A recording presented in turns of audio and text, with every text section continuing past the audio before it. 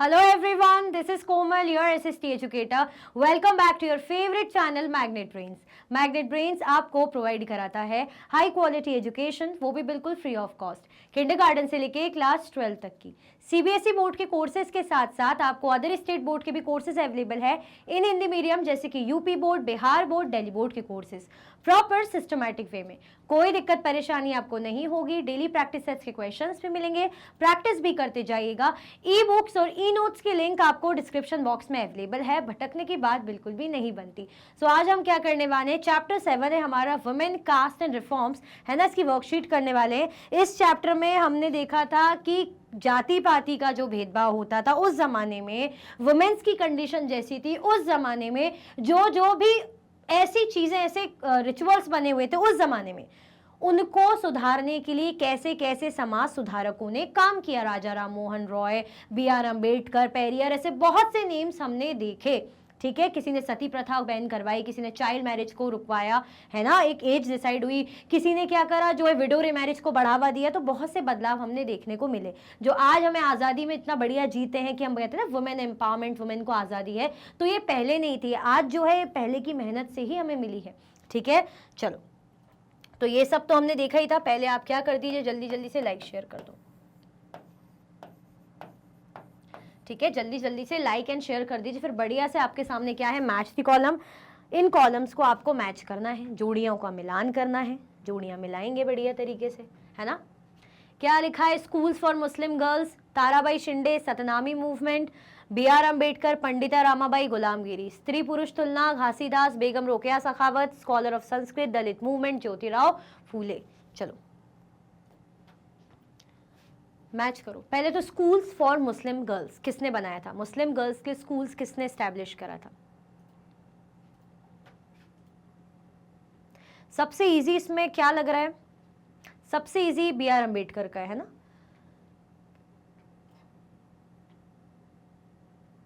क्या हो जाएगा, दलित मूवमेंट, दलित कास्ट के थे, अनटचेबल, है ना, तो दलित मूवमेंट इन्होंने करा।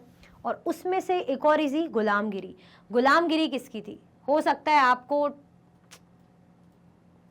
टफ लग रही हो, मुझे तो इजी लग रही है, ज्योतिराव फूले, है ना। तो इसका तो आमने सामने हो गया। अब पंडिता रामाबाई, पंडिता रामाबाई का क्या था, इनको पंडिता क्यों कहा जाता था। चलो अभी थोड़ा आप ट्राई करो, फिर मैं करती हूँ। 2 मैंने बताए, बाकी आप बताइए, रिमेनिंग 4। अच्छा, पंडिता रामाबाई बता देती, ऊपर के 3 छोड़ देते हैं। पंडिता रामाबाई स्कॉलर थी संस्कृत की, तभी उन्हें पंडिता कहा जाता था, उन्हें अच्छा नॉलेज था पंडिता बोल रहे, संस्कृत लिखने का, बोलने का। ठीक है, अब बचा है Satnami movement, Tarabai Shinde, schools for Muslims. तो देखो, सतनामी मूवमेंट के आप किससे मैच करोगे, घासीदास।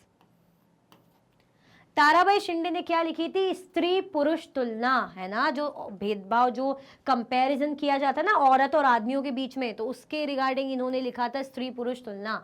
और मुस्लिम्स के स्कूल्स किसने बनाए थे, बेगम रोकेया सखावत ने। ये आपकी जोड़ियां हैं, ये आपकी क्या है, जोड़ियां हैं। क्या आंसर सही है, 6th का F है, 6th का F है जी, बिल्कुल सही है। 5th का D है, 5th का D है, चलो ये भी ठीक है।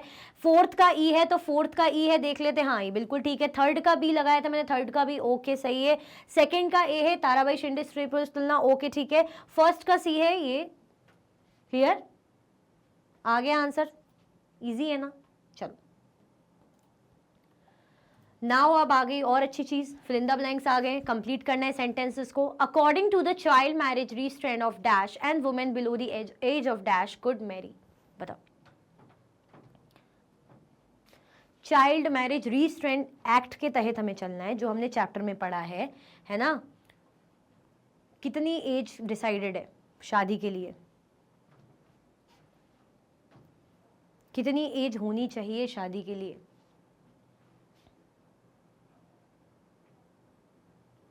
कितनी पढ़ी थी हमने उस चैप्टर में, 18 या 21 या 16 या 18, कितनी पढ़ी थी हमने, 16 या 18 पढ़ी थी। क्या हो जाएगा हमारा आंसर, 18 है, और गर्ल्स के लिए मतलब वुमेन्स के लिए 16 है। ठीक है, लड़कों के लिए 18, गर्ल्स के लिए 16। आज के टाइम पे तो हम 18, 16, 21 बोलते हैं, अब तो और भी बढ़ गई है। Dash labored for upper caste landowners cultivating their field and working at a variety of odd jobs at the landlord's house। किन की बात हो रही है, कौन थे वो लोग, जो अपर कास्ट के लोगों के लिए काम करते थे, अपर कास्ट के जो लैंड ओनर थे, ज़मीनों के मालिक थे, उनकी ज़मीनों पे, खेतों पे ये लोग काम करते थे, मजदूर थे, है ना, और भी जो जो घर के काम थे करवाया जाता था। किन की बात हो रही है, कौन सी कैटेगरी के लोग थे? फिर क्या है थर्ड हमारे पास, Tarabai Shinde publish the book name, अभी पीछे हमने देख ही लिया है ना। इसका आंसर क्या हो जाएगा, डुग्लास के बारे में हमने पढ़ा था, यहाँ पे क्या हो जाएगा, स्त्री पुरुष तुलना। Raja Ram Mohan Roy was well versed in dash and dash and several other Indian and European languages. Raja Ram Mohan Roy किन किन जो है भाषाओं में वेल वर्स थे, अच्छा खासा उन्हें ज्ञान था, नॉलेज था, और जो और भी अदर इंडियन और यूरोपियन लैंग्वेजेस, किन का नॉलेज था राजा राम मोहन रॉय को रॉय को जल्दी बताइए। Sanskrit Persian, Hindi Persian, French Persian, Arabic, क्या हो जाएगा हमारा आंसर, संस्कृत और पर्शियन लैंग्वेज में, ठीक है। चलो, the Satnami movement was founded by dash who belong to a low caste family. फिर in 1873 Jyotirao Phule wrote a book Gulamgiri meaning the Begums of dash played a vital role in promoting education among women. बताइए, fill करो तीनों।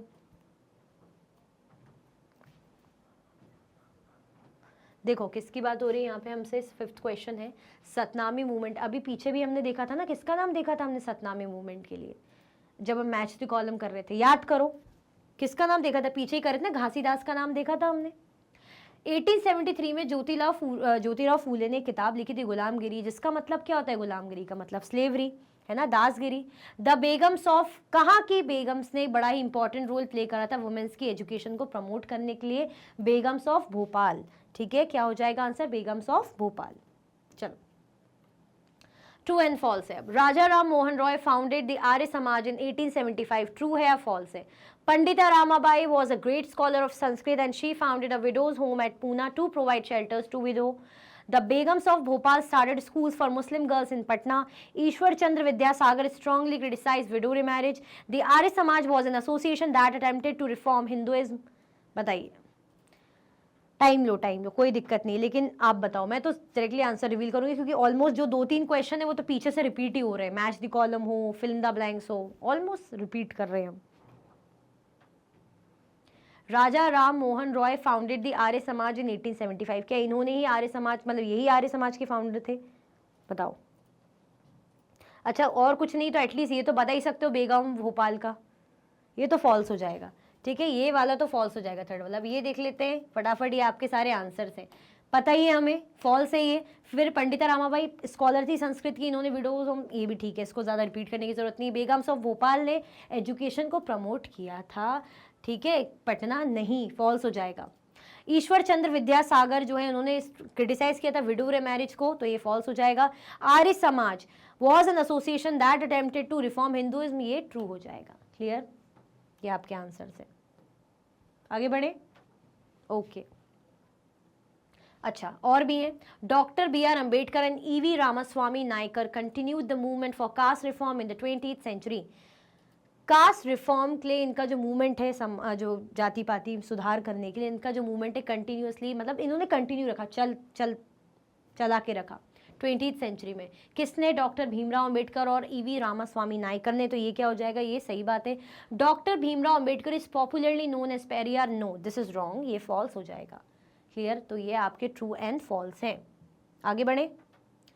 Was Raja Ram Mohan Roy well versed in many languages, क्या राजा राम मोहन रॉय बहुत सी languages में, बहुत सी भाषाओं के ज्ञाता थे, उनको नॉलेज था। तो अभी हम क्या पढ़ रहे थे पीछे, इन्हें किस किस चीज़ का नॉलेज था, चलो देख लेते। Raja Ram Mohan Roy was well versed in Sanskrit, Persian and several other Indian and European languages, सही बात है, बिल्कुल सही है। अब भी पढ़ा ही था, संस्कृत और पर्शियन में तो नॉलेज था ही, साथ में और भी जो भारतीय और यूरोपियन भाषाओं का भी अच्छा खासा ज्ञान इन्हें था। चलो, name one of the lower caste of Gujarat who were for the upper caste, आपको लोअर कास्ट का नाम बताना है गुजरात की, है ना, जो अनटचेबल या लोअर कास्ट में आते हैं और वो अपर कास्ट के लिए काम करते थे। अब भी हमने उनका मतलब फिल इन द ब्लैंक्स कर रहे थे तो देखा था, जो उनके लिए लैंड में काम कर रहे हैं, ज़मीनों में मतलब फील्ड्स में काम कर रहे हैं, साथ में और क्या कर रहे हैं, घरों में भी काम कर रहे हैं, जल्दी बताइए।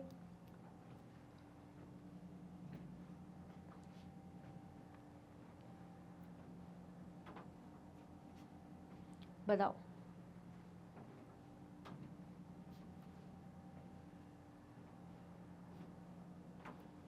कौन सी किसका नाम पढ़ा था अभी हमने? दुबलाज है ना, नाम पढ़ा था ना हमने, Dublas of Gujarat laboured for upper caste land owners cultivating their fields and working at a variety of odd jobs at landlords house. Dublas थे जो क्या करते थे, गुजरात में अपर कास्ट के यहाँ मजदूरी करते थे, उनके खेतों में काम करते थे, इवन उनके घरों में भी काम करते थे। ठीक है, चलो। Who were Aryans according to Jyotirao Phule? Jyotirao Phule के हिसाब से, उनके अकॉर्डिंग वो आर्यंस किन्हें मानते थे? देखो, ज्योतिराव फूले कहते थे कि जो लोग खुद को अपर कास्ट का कहते हैं, क्यों कहते हैं? वो कहते हैं कि हम अपर कास्ट के इसलिए क्योंकि हम आर्यंस हैं। अब ज्योतिराव फूले कह रहे हैं कि ठीक है आप आर्यंस हो, तो आर्यंस तो आउटसाइडर थे, वो तो भारत के नेटिव थे ही नहीं, भारत के तो वो थे ही नहीं, वो तो आए इंडिया में, उन्होंने क्या करा, इंडिया के जो लोग थे उन्हें अपना दास बना लिया, उनको कंट्रोल कर लिया और उनको क्या मानने लग गए कि अनटचेबल है, छोटी कास्ट के। तो बेसिकली जो छोटी कास्ट के लोग हैं वो यहाँ के नेटिव है, आप लोग तो आउटसाइडर हो गए ना, क्योंकि आप खुद को आर्य कह रहे हो और आर्य यहाँ के थे ही नहीं, आर्यंस जो आए थे, है ना। ऐसा किनका कहना था? ज्योतिराव फूले का। तो देख लेते हैं answer. According to Jyotirao Phule, the Aryans were foreigners who came from outside the subcontinent and defeated and subjugated the true children of the country. true children किस लिए बोल रहे हैं? ये जो टर्म यूज कर रहे हैं true children किस लिए यूज कर रहे हैं? लो कास्ट के लोग के लिए, है ना। कंफ्यूज नहीं होना, पता चले आप सोचोगे किसके लिए, फॉर लो कास्ट पीपल, जो छोटी जाति के लोग हैं उनके लिए। और आर्यंस लोग खुद को कह रहे हैं, ये जो अच्छी बड़ी कास्ट के लोग हैं, क्षत्रिय लोग हैं, ब्राह्मण्स लोग हैं, तो बेसिकली आप तो बाहर के हो, आप तो यहाँ के हो ही नहीं, आप लोग तो आए, आर्यंस तो आए, उन्होंने हमें सब्जुगेट करा, हमारे लोगों को, और अपना गुलाम बना लिया, और अब हमें क्या कहने लग गए, हम छोटी कास्ट के। तो बेसिकली हम छोटी कास्ट के लोग ही असली भारतीय हैं, ऐसा किसका कहना था? ज्योतिराव फूले का। Name the Hindu scriptures which were criticise by Periyar. Hindu scriptures के नाम बताने हैं जिनको पेरियार ने क्या करा था, आलोचना करी थी जिनकी, है ना। बताइए किन की आलोचना करी थी, कौन से फेमस हिंदू स्क्रिप्चर्स हैं? Periyar was an outspoken critic of Hindu scriptures, especially the quotes of Manu, the ancient lawgiver, and the Bhagavad Gita and the Ramayana. किनकी आलोचना करते थे, किनको क्रिटिसाइज करते थे? जो मनु के कोट्स हैं, है ना, और जो एंशियन हमारे लॉ वगैरह बने हुए हैं, और भागवत गीता और रामायण को, इनको काफी ज्यादा क्रिटिसाइज किया करते थे। क्लियर? चलो। Name some orthodox Hindu associations, है ना, ऑर्थोडॉक्स हिंदू एसोसिएशंस के नाम बताने हैं। ऑर्थोडॉक्स हिंदू एसोसिएशन से आप क्या समझते हो? इसका मतलब वो वाले संघ, है ना, जो दखियानूसी हैं, जो बहुत ज़्यादा ही पुराने ख्यालों वाले हैं, बिल्कुल ही ऑर्थोडॉक्स बोलते हैं ना। चलो देख लेते कौन से एसोसिएशन थे। सम ऑर्थोडॉक्स हिंदू एसोसिएशंस वर सनातन धर्म सभा, भारत धर्म महामंडल एंड ब्राह्मण सभा। कौन सी हो गई? सनातन धर्म सभा, भारत धर्म महामंडल एंड ब्राह्मण सभा, ये क्या है? ऑर्थोडॉक्स हिंदू एसोसिएशन हैं। ठीक है, चलो। Specify the contribution of Christian missionaries in spreading education among tribal groups and lower caste. आपको किनका कंट्रीब्यूशन दिखाना है? क्रिश्चियन मिशनरीज का, है ना, जिसने एजुकेशन स्प्रेड करी ट्राइबल ग्रुप के लोगों में और लोअर कास्ट के लोगों के लिए, मतलब एजुकेशन को बढ़ावा दिया। स्पेशली बेचारे ये जो ट्राइबल ग्रुप जो पढ़ लिख नहीं पाते थे, जिनको असाइड कर दिया जाता था, या लोअर कास्ट के लोग जिनको वो अपॉर्चुनिटी, वो एक्सेस नहीं मिलता था, बट क्रिश्चियन मिशनरीज के थ्रू एजुकेशन स्प्रेड हुई और इन्हें मिली, है ना। तो ये हमें अच्छे से समझाना है, एक्सप्लेन करना है। Christian missionaries set up schools for tribal groups and lower caste children. They were equipped with some skills to make their way into a new world.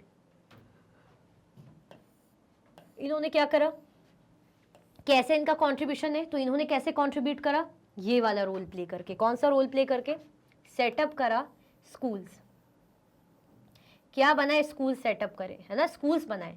किसके लिए? फॉर ट्राइबल ग्रुप के लोगों के लिए एंड लोअर कास्ट चिल्ड्रन के लिए। They were equipped with some skills to make their way into a new world. वो किससे इक्विप्ड थे? है ना, कि कुछ जो स्किल्स हैं उनकी, ताकि वो खुद के लिए क्या कर पाएँ, मतलब सीख पाएँ, उनको नॉलेज दे पाएँ, और वो उस नॉलेज से अपने लिए जो है रास्ते खोल पाएँ अपॉर्चुनिटी के, है ना। तो ऐसा उनको पढ़ाया लिखा स्कूल सेटअप करे। उसके पीछे का मोटिव था कि ये बच्चे भी खुद जो लोअर कास्ट के हैं या जो ट्राइबल ग्रुप के हैं पढ़े लिखे और अपने लिए रास्ते बना पाएँ बेसिकली। ठीक है, चलो। Name the girls school which provided girls with the kind of learning that was usual for boys in the 19th century.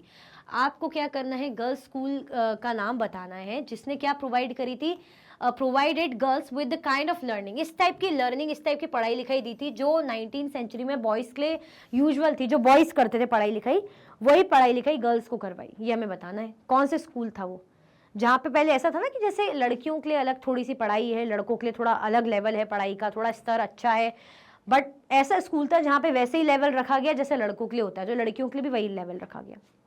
बताना है आपको।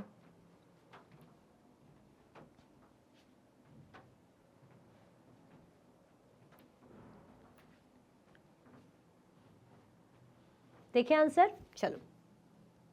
The Hindu Mahila Vidyalaya was one of the first institutions to provide girls with the kind of learning that was usual for boys in the 19th century. क्या था, कौन सा विद्यालय था? हिंदू महिला विद्यालय। क्या नाम था? हिंदू महिला विद्यालय। इस नाम से ही लग रहा है girls school. Was one of the first institution, पहला ऐसा इंस्टीट्यूशन में से था जिसने प्रोवाइड करी थी गर्ल्स को वाली लर्निंग, वाली एजुकेशन जो बॉयज़ को मिलती थी, है ना। जैसी पढ़ाई लिखाई बॉयज़ को मिलती थी वैसे ही एजुकेशन किसको प्रोवाइड करी जा रही थी? गर्ल्स को दी जा रही थी। वरना उस टाइम पे ऐसा था ना कि गर्ल्स के लिए एक अलग लेवल है पढ़ाई का, बॉयज़ के लिए अलग, बट यहाँ पे सेम रखा गया।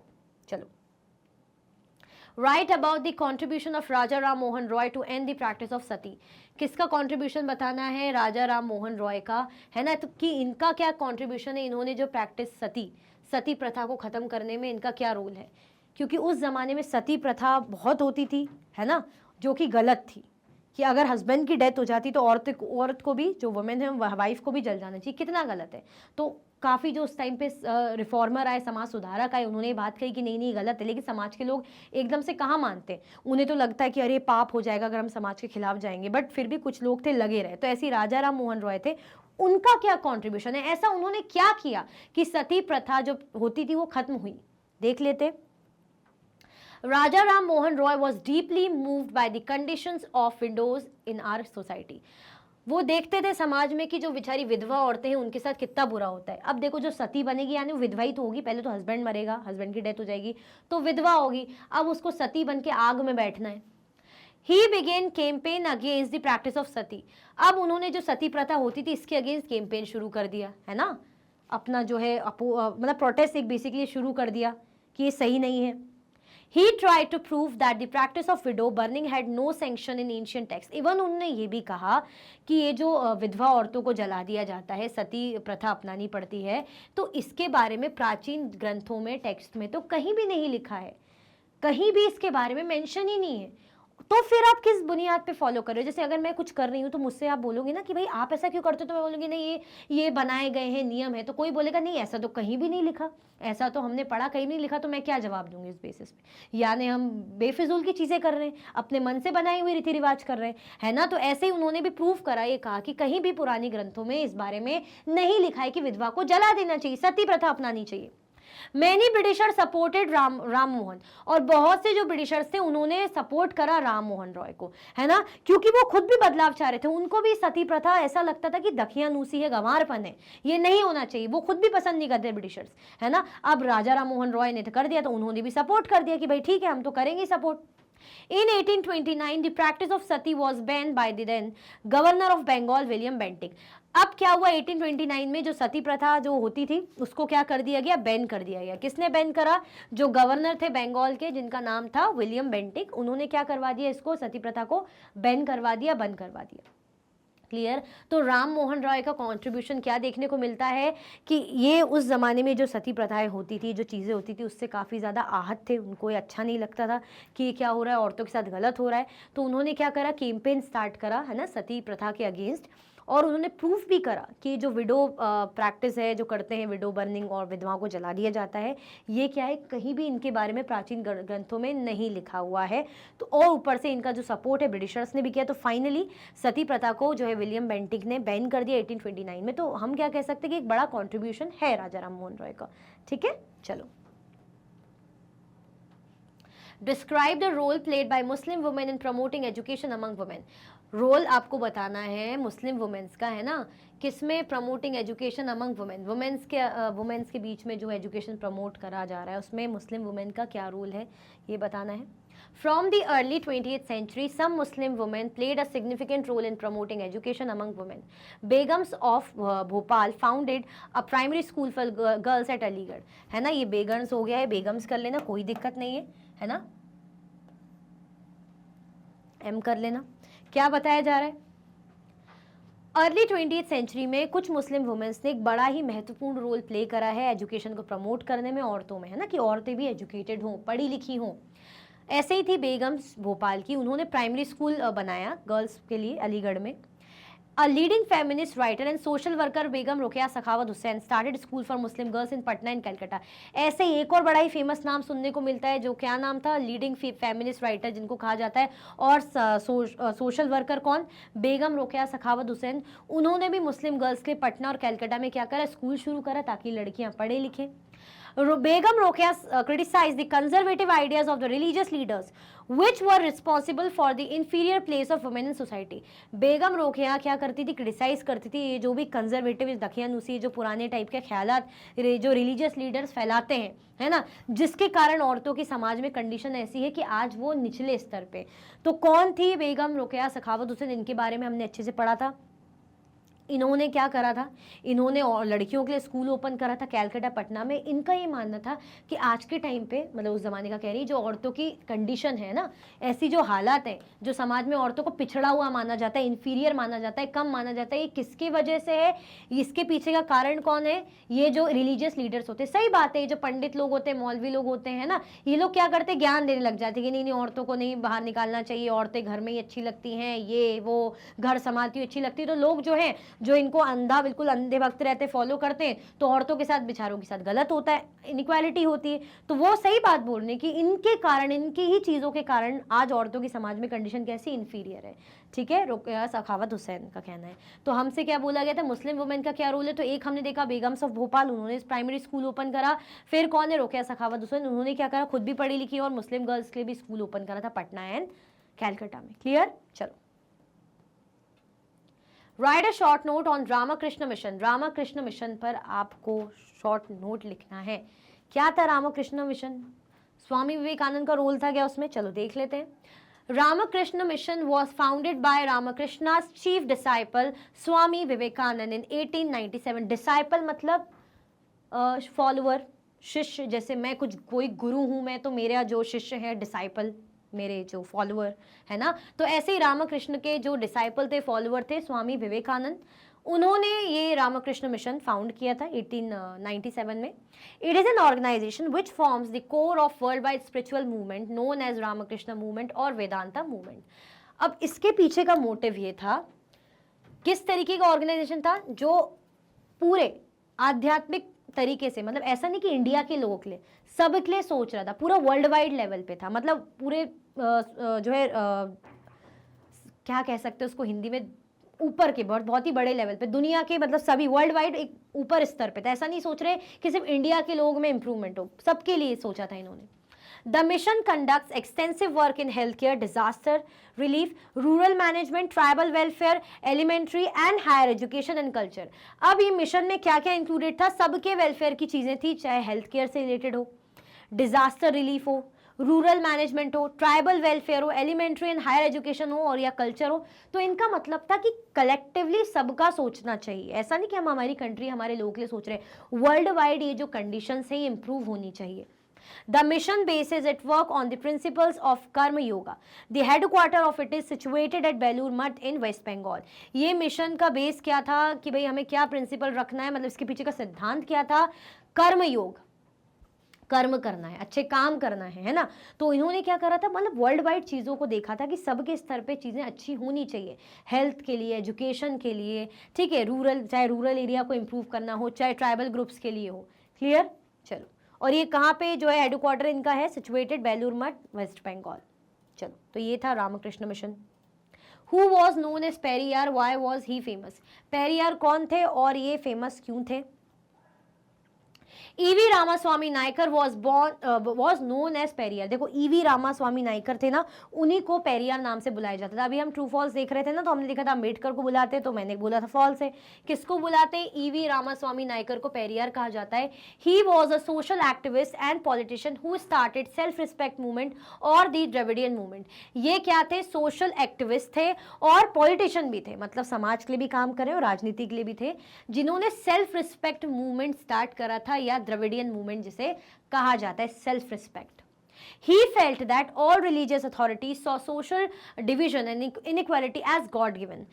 उन्हें लगा कि सारे ही जो रिलीजियस अथॉरिटीज़ है ना, वो ये मानती हैं कि अगर ये जो सामाजिक तौर पे भेदभाव है, ये जो इनइक्वालिटी है ना, अपर कास्ट लोअर कास्ट थे, जो समाज में डिवीजन बने हुए हैं ना, कि ब्राह्मण है, क्षत्रिय हैं, शूद्र हैं, वैश्य हैं, जो बने हुए हैं, ये गॉड गिवन है, कि भगवान ने दिए हैं। नहीं, ऐसा कुछ भी नहीं, भगवान ने नहीं दिए, ये हमने बनाए। So untouchables to get justice had to free themselves from all religions. अब ये सारे ही धर्मों की बात है, ऐसा नहीं कि सिर्फ हिंदूज की बात हो रही, सारे धर्मों में भेदभाव होता है। तो जिसे क्या चाहिए? जिसे जस्टिस चाहिए, न्याय चाहिए, है ना, अनटचेबल्स को अगर न्याय चाहिए तो उन्हें भाई अपने धर्मों से निजात पानी होगी। पहले तो उनको छोड़ो, ये धर्मों की चीज़ों को छोड़ो, इनसे बंधना छोड़ो। He propagated that principle of rationalism, self-respect, women's right and eradication of caste. इन्होंने किन चीज़ों के बारे में बताया, प्रचार किया, है ना?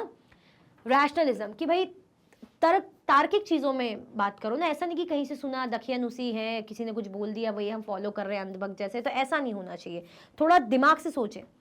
सेल्फ रिस्पेक्ट की बात होनी चाहिए, भाई आप खुद की जो है रिस्पेक्ट के बारे में सोचें, है ना, अपनी इज्जत के बारे में सोचें।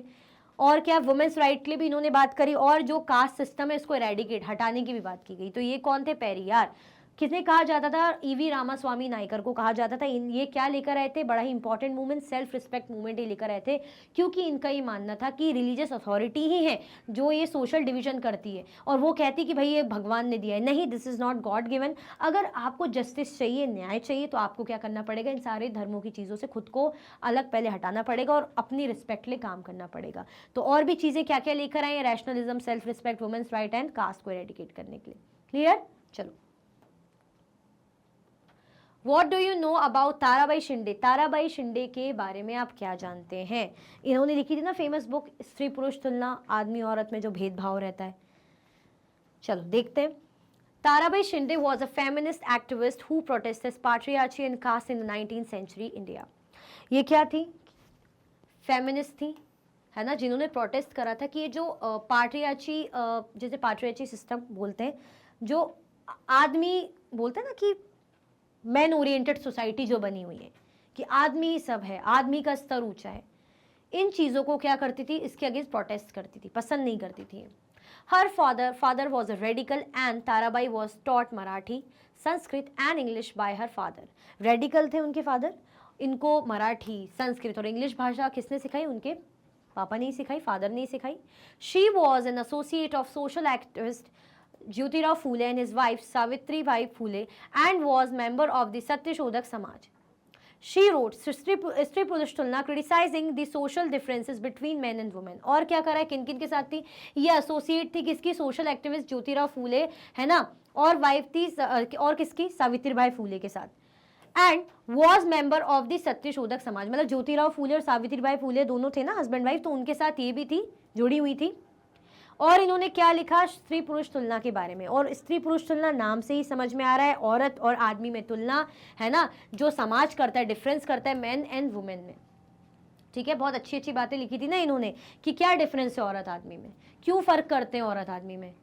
वो भी वैसे ही हुआ है, 9 महीने वो भी पेट में था, 9 महीने हम भी पेट में थे, तो फिर क्या डिफरेंस है औरत आदमी में, क्यों फर्क करते हो, है ना। बहुत अच्छी अच्छी बातें हमने चैप्टर में पढ़ी भी थी। ठीक है, ये समझ में आया ताराबाई शिंदे के बारे में। चलो, Who was Keshav Chandra Sen? What was done by the Brahmo समाज after 1830? केशव चंद्र सेन कौन थे और क्या हुआ था ब्राह्मो समाज में, क्या किया गया था 1830 के बाद, देख लेते हैं। Keshav Chandra Sen was a social reformer who attempted to incorporate Christian theology within the framework of Hindu thought. He became a member of Brahmo Samaj in 1856 but founded his own breakaway Brahmo Samaj of India in 1866. Brahmo Samaj publicly inaugurated in January 1830. The Brahmo Samaj literally denotes community samaj of men who worship Brahman the highest reality. Brahmo Samaj reflected the ideas of Bengal Renaissance in all fields of social reforms, including abolition of caste system, dowry system, emancipation of women, and improving the educational system, especially for women, etc.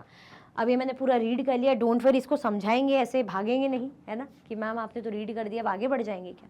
हाँ चलो, वैसे तो मैंने पढ़ाई chapter में आगे बढ़ते, लेकिन नहीं, ऐसा गद्दारी नहीं करेंगे, चीटिंग नहीं करेंगे, ठीक है। Keshab Chandra Sen was a social reformer, क्या थे? समाज सुधारक थे ये, है ना, जिन्होंने क्या कोशिश करी? इनकॉर्पोरेट करने की कोशिश करी, किसको? जो क्रिश्चियन थियोलॉजी थी, किसके साथ? हिंदू थॉट्स के साथ। सोचा थोड़ा सा इनकॉर्पोरेट करना चाहिए इनको। He became a member of Brahmo समाज इन 1856, ब्राह्मो समाज के सदस्य बने थे 1856 में, और लेकिन उन्होंने खुद का एक जो है कह सकते हैं ब्रेक अवे उनका जो था ब्राह्मो समाज इंडिया में 1866 में हुआ। ब्राह्मो समाज पब्लिकली इनॉग्रेटेड इन जनवरी 1830। पब्लिकली इसे कब इनॉग्रेट करा गया कि जनता को पता चले, लोगों को पता चले? तो 1830 में, ठीक है। द ब्राह्मो समाज लिटरली डिनोट्स कम्युनिटी समाज ऑफ मेन हु वर्शिप ब्राह्मण द हाईएस्ट रियलिटी। अगर बात की जा रही है ब्राह्मो समाज की, तो लिटरली ये क्या ऐसी कम्युनिटी है, इसमें ऐसा समाज है ना, किनका? आदमियों का, लोगों का, आदमियों का, जो किसको पूछते हैं, किसको मानते हैं? ब्राह्मण को, है ना, ब्रह्मांड को, कि ब्रह्मांड क्या है? हाईएस्ट रियलिटी है, यही अटल सत्य है। Brahmo Samaj reflected the ideas of Bengal Renaissance in all fields of social reforms, including abolition of caste system, dowry system, emancipation of women, and improving the educational system, especially for women, etc. बहुत सारी चीज़ों के लिए इन्होंने क्या करा? Awareness कर फैलाई, काम करा, है ना, कि कास्ट सिस्टम अबॉलिश होना चाहिए, जाति पाति जो बना हुआ है इसको ख़त्म करो, ये जो दहेज प्रथा है इसको ख़त्म होना चाहिए, है ना, ये जो वुमेन्स की कंडीशन इसको सुधार होना चाहिए, ठीक है। Improving the education system specially for women, और जो एजुकेशनल सिस्टम है स्पेशली जो औरतों के लिए बनाया गया है कि भाई औरतों को मतलब इतना प्रेफर नहीं किया जाता, इतना एजुकेट नहीं करा जाता, तो उसको भी बदलने की ज़रूरत है, ठीक है। क्लियर हो गया? चलो, write a short note on Singh Sabha movement. Singh Sabha movement के बारे में बताना है, देख लेते हैं। The Singh Sabha movement was a Sikh movement aimed at the revival of the Sikh Guru's teaching, the production of religious literature in the Punjabi language using the Gurumukhi script, and a campaign to increase literacy. The first Singh Sabha were formed at Amritsar in 1873 and Lahore in 1879. Singh Sabha movement है ना, ये Sikh movement था, सिख जो religion होता है आपको पता ही है ना, वो क्या चाह रहे थे? जो सिख कि गुरु की जो टीचिंग्स थी, है ना, जो अच्छी अच्छी बातें थी, उनको जगाना, रिवाइव करवाना चाह रहे थे। The production of religious literature in the Punjabi language, जो रिलीजियस जो भी इनके लिटरेचर थे, जो भी साहित्य थे, उनको प्रोड्यूस कर रहे थे, बना रहे थे, वो भी पंजाबी लैंग्वेज में। क्या लैंग्वेज पंजाबी थी? स्क्रिप्ट कौन सी यूज़ कर रहे थे? गुरुमुखी स्क्रिप्ट यूज़ की जा रही थी। And a campaign to increase literacy, और किस चीज़ को बढ़ावा दे रहे थे? कि भाई लिटरेसी बढ़ना चाहिए, है ना, यानी शिक्षा बढ़ना चाहिए। The first Singh Sabha were formed at Amritsar, जो पहली सिंह सभा थी अमृतसर में फॉर्म हुई थी 1873 में, एंड लाहौर में हुई थी 1879 में। The सभा promoted education among the Sikh by combining modern instruction with Sikh teaching. सभा ने क्या प्रमोट करा? कि भाई एजुकेटेड होना चाहिए, एजुकेशन होना चाहिए, और उसमें भी एजुकेशन कैसा? कि जो भी अभी आधुनिक जो भी मॉडर्न इंस्ट्रक्शंस हैं उनके साथ हम मिक्स करेंगे हमारी टीचिंग्स को, कि मॉडर्न चीज़ें, अपग्रेडेड चीज़ें भी सीखो और हमारी जो टीचिंग्स है उसको भी कंबाइन करके सीखो। It tried to abolish superstition, caste distinction and practices seen as non-Sikh from the Sikh religion and its practices. अब और किस चीज़ को हटवाया इन्होंने? कि जो है ना अंधविश्वास, इसको ख़त्म करो, जो जाति पाति भेदभाव है इसको ख़त्म होना चाहिए, है ना, और ये जो बोलते हैं कि भाई आप नॉन सिख हैं, सिख हैं, ये भेदभाव भी ख़त्म होना चाहिए। तो बेसिकली ये सिंह सभा मूवमेंट थी, जिसमें क्या करा गया? इन्होंने पंजाबी लैंग्वेज में अपनी टीचिंग्स दी, है ना। स्क्रिप्ट कौन सी यूज़ करी? गुरुमुखी स्क्रिप्ट का यूज़ किया गया, है ना। ये सभा में किस चीज़ को प्रमोट किया गया? एजुकेशन को प्रमोट किया गया। वो भी एजुकेशन कैसी, किस टाइप की एजुकेशन? कि खुद की टीचिंग्स के साथ साथ मॉडर्न इंस्ट्रक्शंस भी इंक्लूडेड है, और ये जो अंधविश्वास है, जो भेदभाव है, ये नहीं होना चाहिए। क्लियर? चलो, discuss the work and contribution of Ishwar Chandra Vidyasagar for the upliftment of women. Ishwar Chandra Vidyasagar का रोल बताना है हमें, इंपॉर्टेंस बतानी है, औरतों की कंडीशन को उठाने में, अपलिफ्ट करने में इनका क्या अहम रोल है, भूमिका है। ईश्वर Chandra Vidyasagar was a social reformer, philosopher, academician, philanthropist, and a key figure of the Bengal Renaissance. His work and contribution for the upliftment of women are as follows.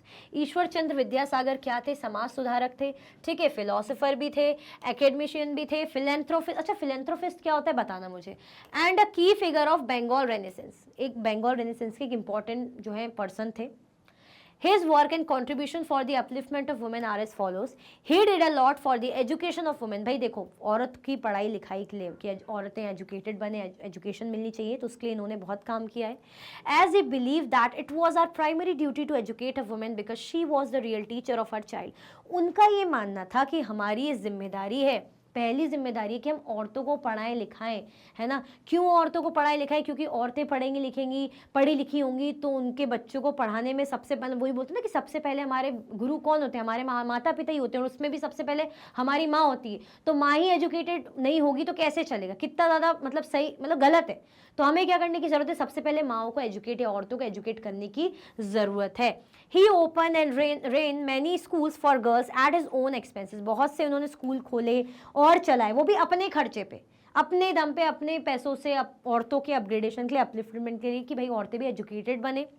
Vidyasagar strongly protested against polygamy and child marriage.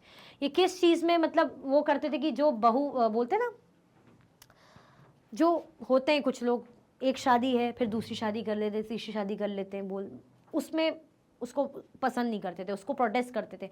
और किस चीज़ में? Child marriage, है ना, ये जो बच्चों का बाल विवाह कर दिया जाता है, इसके अगेंस्ट थे. ठीक है, चलो. It was due to his effort the Hindu Widow Remarriage Act 1856 was passed, which allowed the widows to remarriage. He had also opposed the sati system. Even उन्होंने, ये उन्हीं का एफर्ट हम कह सकते हैं, जब हिंदू जो विडो रिमैरिज एक्ट आया 1856 में, है ना, जिसने क्या अलाउ करा? उसने अलाउ करा कि जो अब विधवा औरतें हैं वो क्या कर सकती हैं? दोबारा से शादी कर सकती हैं. तो इसमें इनका भी बहुत बड़ा रोल हम कह सकते हैं. और इवन उन्होंने सती सिस्टम को भी अपोज करा. ठीक है, तो ये कंट्रीब्यूशन सब किसके लिए? औरतों के लिए. औरतों को एजुकेट करने के लिए, स्कूल चलाना अपने खर्चों पे, है ना. फिर विडो रिमैरिज होनी चाहिए. फिर क्या होना चाहिए? सती सिस्टम जो है हटना चाहिए. Ishwar Chandra worked endlessly to provide equal education to all man and women irrespective of their caste, region and gender. और सिर्फ औरतों के लिए क्यों कहें? चाहे औरतों की बात हो चाहे आदमियों की बात हो, इन्होंने दोनों को ही पढ़ाने के लिए अपना बहुत बड़ा कॉन्ट्रीब्यूशन दिया है ना. ये नहीं देखा कौन किस कास्ट का है, कौन किस धर्म का है, कौन किस जेंडर का है, बस शिक्षित करना है, शिक्षा देना है, इनका मेन मुद्दा था, मेन एम था. He believed that the status of women and all kinds of injustice and inequalities that they face could be changed only through education. उनका ये मानना था कि औरतों का जो स्तर है ना, कैसे ऊंचा हो सकता है? जब ही ऊंचा हो सकता है जब औरतें पढ़ी लिखी हों, एजुकेटेड हों, है ना. औरतें एजुकेटेड होगी, उनका स्तर ऊंचा होगा, है ना. जो भी उनके साथ अन्याय होते हैं, जो भी उनके साथ भेदभाव होते हैं, वो इनको फेस कर पाएंगी, इनको बदल पाएंगी. कैसे बदल सकती हैं? अपने दम पे, अगर वो एजुकेटेड हो. वाकई में एजुकेशन की पावर है भाई. पढ़े लिखे हो तो यानी आप बहुत ज़्यादा मतलब पावरफुल इंसान हो, समझदार इंसान हो. एजुकेशन कभी वेस्ट नहीं होती, काम ही आती है. ठीक है, तो एजुकेटेड होना बहुत ज़्यादा ज़रूरी है. ऐसा किसका मानना था? ईश्वर चंद्र विद्यासागर का. ठीक है, तो अब समझ में आया क्या क्या काम किया वुमेन्स अपलिफ्टमेंट के लिए. चलो, what is meant by Aligarh movement, what was it's contribution. क्या मतलब है अलीगढ़ मूवमेंट का और इसका क्या कॉन्ट्रीब्यूशन रहा है, ये भी देख लेते हैं. Sir Syed Ahmed Khan founded the Mohammedan Anglo-Oriental College at Aligarh in 1875, which later became Aligarh Muslim University. It was because of this the movement started by Sayyid Ahmad Khan is known as Aligarh movement. He started this movement in order to give respectable position to Muslim in society as they had in the past. अब कौन लेकर आए? Sir Syed Ahmed Khan थे, जिन्होंने found करा था Mohammedan Anglo oriental college, है ना, अलीगढ़ में 1875 में, जिसको बाद में क्या नाम दे दिया गया? अलीगढ़ मुस्लिम university. It was because of this the movement started by Sayyid Ahmad Khan is known as Aligarh movement. इन्होंने शुरू करा, इसलिए इसको अब क्या नाम दे दिया गया कि भाई अलीगढ़ मूवमेंट है. He started this movement in order to give respectable position to Muslims in society. उनका ये मूवमेंट करने के स्टार्ट करने के पीछे का मोटिव क्या था? मोटिव ये था कि जो मुस्लिम्स हैं उनकी समाज में एक रिस्पेक्टेबल पोजीशन क्रिएट हो, जैसे पहले थी, है ना, एक रिस्पेक्टेबल पोजीशन हो, एक लोग इज्जत करें. The contribution of the Aligarh movement was, क्या क्या कॉन्ट्रीब्यूशन था? The Aligarh movement emerged as a liberal modern trend among the Muslim intelligentsia based on Mohammedan Anglo-Oriental College, Aligarh. अब इसमें क्या लेकर आई है? लिबरल और मॉडर्न ट्रेंड, मतलब खुले विचार, मॉडर्न ट्रेंड। ये जो दखियानूसी चीजें ये नहीं होनी चाहिए, मॉडर्निटी होनी चाहिए, अपग्रेडेशन होना चाहिए, खुले विचार होने चाहिए, लोग ब्रॉड माइंडेड बने, ऐसी चीजें लेकर आए। ठीक है। It awakened the Muslims and soon Aligarh became the center for religious and cultural revival place for them. इसने क्या करा? जो मुस्लिम्स हैं उनको अवेकन करा और धीरे क्या जल्द ही जो अलीगढ़ क्या बन गया? सेंटर बन गया इन लोगों के कल्चरल और रिलीजियस, है ना, लेवल पे इनको रिवाइवल होने के लिए, अच्छा होने के लिए इनका क्या सेंटर बन गया, कल्चरल और रिलीजियस सेंटर बन गया धीरे धीरे धीरे धीरे। It spread modern education among Muslims without weakening their allegiance to Islam. इसने क्या करा? मॉडर्न एजुकेशन को प्रमोट करा। हमने देखा ना अभी पीछे ही तो मैंने बताया कि अपग्रेडेशन, मॉडर्निटी, है ना, लिबरल विचार, अच्छे मॉडर्न विचार होने चाहिए। अब इसका मतलब ये नहीं है कि ये जो इनके इस्लाम के जो रूल्स हैं उनको भाई आप वो करो, डिसओबे करो, उनको नहीं, ऐसा नहीं, उनको भी फॉलो करो, लेकिन आपकी थॉट प्रोसेस, आपकी चीज़ों में मॉडर्निटी रखो। ठीक है। Sir Syed condemned purdah system, polygamy, divorce system of Muslims and advocated for womens education, widow remarriage etcetera. इन्होंने भी ये जो पर्दा सिस्टम होता था, पॉलीगामी होता था, ये जो डाइवोर्स सिस्टम था मुस्लिम्स में, इनके अगेंस्ट इन्होंने भी प्रोटेस्ट करा, इनके अगेंस्ट इन्होंने भी अपोज करा, कह सकते हैं हम। इवन और किस चीज़ को प्रमोट करा, एडवोकेट करा कि भाई औरतों को पढ़ाना लिखाना चाहिए और विधवाओं की पुनर्विवाह कराना चाहिए। ठीक है। चलो अब केस बेस्ड क्वेश्चन है। Tarabai Shinde, a woman educated at home at Pune, published a book Stree Purush Tulna, a comparison between men and women, criticizing the social differences between men and women, men-dominant society. Pandita Ramabai, a great scholar of Sanskrit, felt that Hinduism was oppressive towards women and wrote a book about the miserable lives of upper caste Hindu women. She founded a widows' home at Pune to provide shelter to widows who had been treated badly by their husbands' relatives. Here, women were trained so that they could support themselves economically. Needless to say, all this more than alarmed the Orthodox. Tarabai Shinde जो थी, अ women educated eight Poona, मतलब eight home at Poona, कैसी थी? जिन्होंने घर में ही, क्योंकि हमने चैप्टर में पढ़ा था कि काफ़ी औरतें पढ़ाई लिखाई कर रही थी, और वो कैसा पढ़ लिख रही थी? घर में ही उनको पढ़ाया लिखाया जा रहा था, घर में ही वो पढ़ाई लिखाई कर रही थी। तो उन्होंने, वो भी ऐसे ही थी, पूना की थी, उन्होंने भी एक बुक पब्लिश करी स्त्री पुरुष तुलना, जिसमें क्या है? कंपैरिजन है। किसके बीच में कंपैरिजन करा गया है? औरत और आदमियों के बीच में भेदभाव करा गया है। Criticising the social differences between man and women, और इस बुक में वो दिखा रही है कि कैसे जो सामाजिक तौर पे भेदभाव किया जाता है औरत और आदमी के साथ, है ना, जिसमें सोसाइटी कैसी है? मैन डोमिनेंट सोसाइटी है ना, जिसमें आदमियों का बोलबाला है, तो उसको ये क्रिटिसाइज कर रही है इस किताब में। Pandita Ramabai, a great scholar of Sanskrit, Pandita Ramabai क्या थी? स्कॉलर थी संस्कृत की। Felt that Hinduism was oppressive towards women, वो ये मानती थी कि जो हिंदुइज्म है वुमेन्स के लिए क्या है? ऑपरेसिव है, सही नहीं है, मतलब औरतों को बहुत ज़्यादा दबाया जाता है, कम समझा जाता है। And wrote a book about the miserable lifes of upper caste Hindu womens, और जो upper caste, even upper caste की हिंदू वुमेन्स, उनकी भी जिंदगियों में जो बेचारी सहती हैं, कैसी कैसी उनके साथ उनको वो राइट नहीं मिलता, वो इक्वालिटी नहीं मिलती, तो उसके रिगार्डिंग उन्होंने सब चीजें लिखी, क्योंकि समाज किसको मानता है? आदमियों को। She founded a widows home at Pune to provide shelter to widows.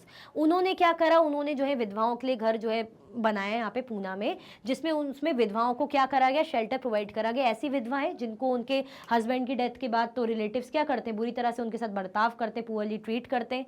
Hair women were train so that they could support themselves economically, यहाँ पे औरतों को ट्रेन किया जाता है ताकि वो इकोनॉमिकली क्या कर सके? खुद को सपोर्ट कर सके, है ना, कि भाई यहाँ पे आप घर वाले, आपके जो ससुराल वाले अत्याचार करते हैं उस जमाने में, तो आदमी की डेथ हो जाती तो मनहूस बोलते हैं, ये बोलते हैं, वो बोलते हैं, मार पिटाई, जो भी चीज़ें, तो उनसे बचाने के लिए उनके लिए विडो होम बनाया, शेल्टर बनाया, और वहाँ पे उनको इकोनॉमिकली भी चीज़ें ऐसा सपोर्ट दिया गया कि वो इकोनॉमिकली साउंड बन पाए।